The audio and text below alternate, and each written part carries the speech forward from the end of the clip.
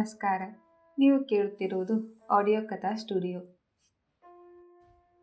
ಇಲ್ಲಿ ಕಥೆಗಳು ಕೇವಲ ಕೇಳುವುದಕ್ಕಲ್ಲ, ಅನುಭವಿಸುವುದಕ್ಕಾಗಿದೆ.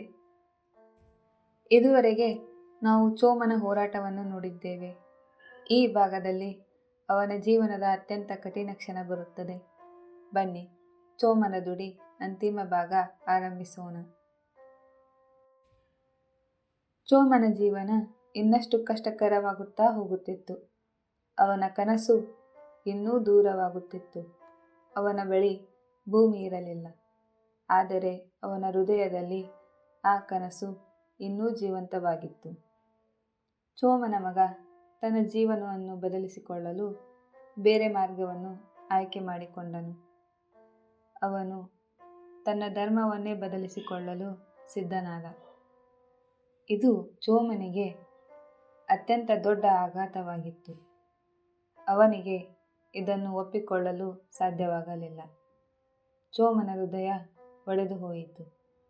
ಒಂದು ಕಡೆ ಬಡತನ, ಮತ್ತೊಂದು ಕಡೆ ಸಮಾಜದ ಅನ್ಯಾಯ. ಇದರಿಂದ ಅವನು ಸಂಪೂರ್ಣವಾಗಿ ಕುಗ್ಗಿಬಿಟ್ಟನು. ಒಂದು ರಾತ್ರಿ ಚೋಮನು ತನ್ನ ದುಡಿಯನ್ನು ತೆಗೆದುಕೊಂಡು ಜೋರಾಗಿ, ಮತ್ತಷ್ಟು ಜೋರಾಗಿ ಬಾರಿಸಲು ಆರಂಭಿಸಿದ. ಆ ಶಬ್ದದಲ್ಲಿ ಅವನ ಸಂಪೂರ್ಣ ಜೀವನದ ನೋವು ಇತ್ತು.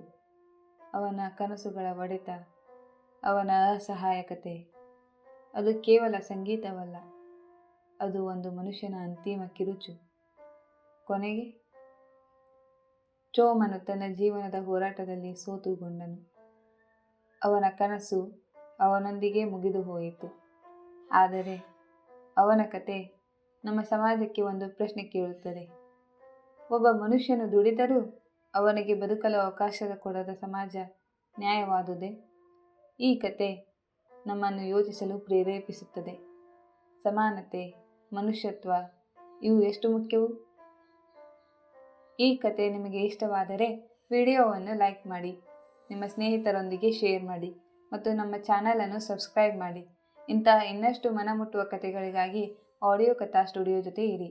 ಧನ್ಯವಾದಗಳು.